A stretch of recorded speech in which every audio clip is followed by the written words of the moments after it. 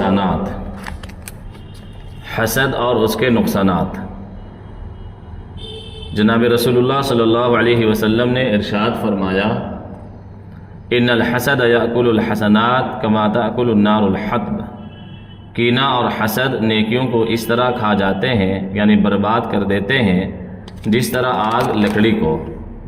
حسد کسے کہتے ہیں؟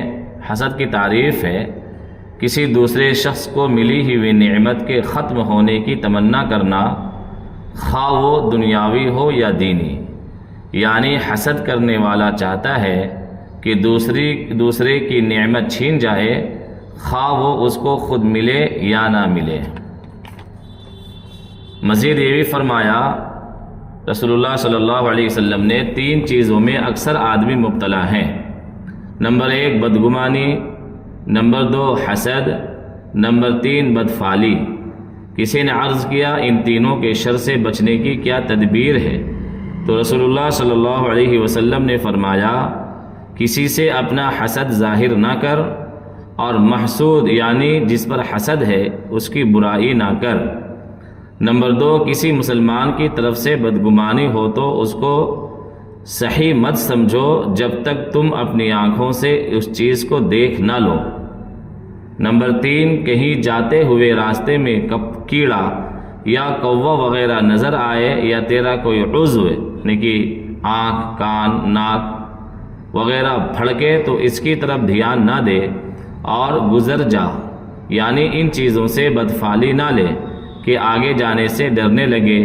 اگر تو یہ کام کرے گا تو ان سب کے شر سے محفوظ رہے گا۔ حسد کا اثر پہلے حاسد پر ہوتا ہے۔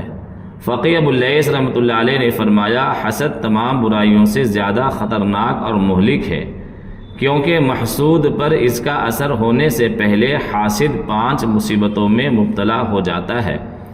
نمبر 1 ناختم ہونے والا غم، نمبر 2 ایسی پریشانی جس پر کوئی ثواب نہیں، نمبر 3 ہر طرف حسد کرنے والے کی برائی کی جاتی ہے، تعریف کوئی نہیں کرتا، نمبر 4 اللہ کی ناراضگی، نمبر 5 حسد کرنے والے پر توفیق کا دروازہ بند ہو جاتا ہے، یعنی نیک کام اور نیکی کی طرف اس کا دل مائل نہیں ہوتا۔ پھر آگے ارشاد فرمایا، حاسد اللہ کی نعمتوں کا دشمن ہے۔ رسول اللہ صلی اللہ علیہ وسلم نے فرمایا، کچھ لوگ اللہ کی نعمتوں کے دشمن ہوتے ہیں۔ کسی نے کہا وہ کون لوگ ہیں؟ تو آپ نے فرمایا، خوشحال لوگوں پر حسد کرنے والے۔ احنف بن قیس رحمۃ اللہ علیہ فرماتے ہیں، حاسد کو کبھی راحت حاصل نہیں ہوتی، بخیل کے اندر وفا نہیں ہوتی، تنگ دل کا کوئی دوست نہیں ہوتا، جھوٹے آدمی میں مروت نہیں ہوتی، خیانت کرنے والا کبھی قابل اعتماد نہیں ہوتا، بد اخلاق کے اندر محبت نہیں ہوتی۔ محمد بن سیرین رحمۃ اللہ علیہ نے فرمایا، میں نے دنیا کے معاملے میں کسی پر حسد نہیں کیا، کیونکہ ہر شخص کی 2 حیثیتیں ہوتی ہیں، اگر وہ نیک اور جنتی ہے تو اس پر حسد کیوں کر کیا جا سکتا ہے، اور اگر وہ جہنمی ہے تو جہنمی پر حسد کا کیا فائدہ۔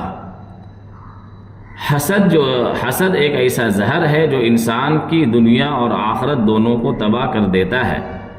ایک مسلمان کو یہ زیبا نہیں دیتا کہ وہ اپنے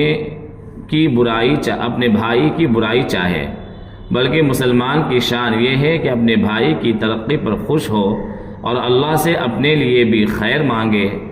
حسد کے بجائے محبت، خیرخواہی اور دعا کا رویہ اختیار کرنا چاہیے، یہ مومن کی پہچان ہے۔ حضرت انس رضی اللہ تعالی عنہ فرماتے ہیں، میں 8 سال نبی صلی اللہ علیہ وسلم کی خدمت میں رہا، رسول اللہ صلی اللہ علیہ وسلم نے مجھے سب سے پہلے یہ نصیحتیں فرمائی۔ انس رضی اللہ تعالی عنہ سے ٹھیک انس، ٹھیک سے وضو کیا کرو، عمر میں برکت ہوگی اور فرشتے تم سے محبت کرنے لگیں گے۔ غسل جنابت میں مبالغہ کرو، ہر بال کے نیچے ناپاکی ہوتی ہے، اس سے گناہ معاف ہوں گے۔ چاشت کی نماز ضرور پڑھا کرو، یہ توبہ کرنے والوں کی نماز ہے۔ نماز کے ارکان ٹھیک ادا کیا کرو، ایسی نماز اللہ کو پسند ہے اور وہ اس کو قبول فرماتا ہے۔ اگر ہو سکے تو ہمیشہ باوضو رہنے کی عادت بناؤ، اس سے موت کے وقت کلمہ شہادت نہیں بھولو گے، یعنی کلمہ نصیب ہوتا ہے۔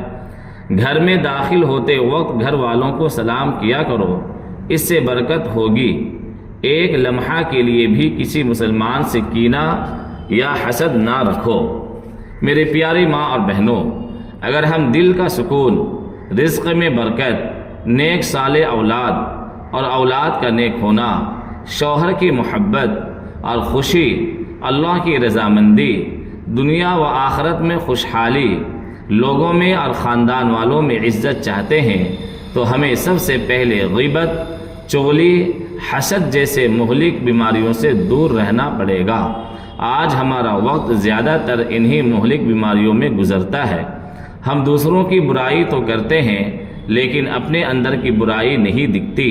جس گھر میں غیبت، حسد وغیرہ زیادہ کیے جاتے ہیں ان گھروں سے خیر اور برکت اٹھ جاتی ہے، اللہ کی رحمت نازل نہیں ہوتی، اور شیطان ایسے لوگوں سے دوستی بڑھاتا ہے اور ایسے گھروں میں اپنا ٹھکانہ بناتا ہے، اور پھر شیطان آہستہ آہستہ دین اور ایمان سے دور کر دیتا ہے اور انسان کو اس چیز کا احساس بھی نہیں ہو پاتا ہے۔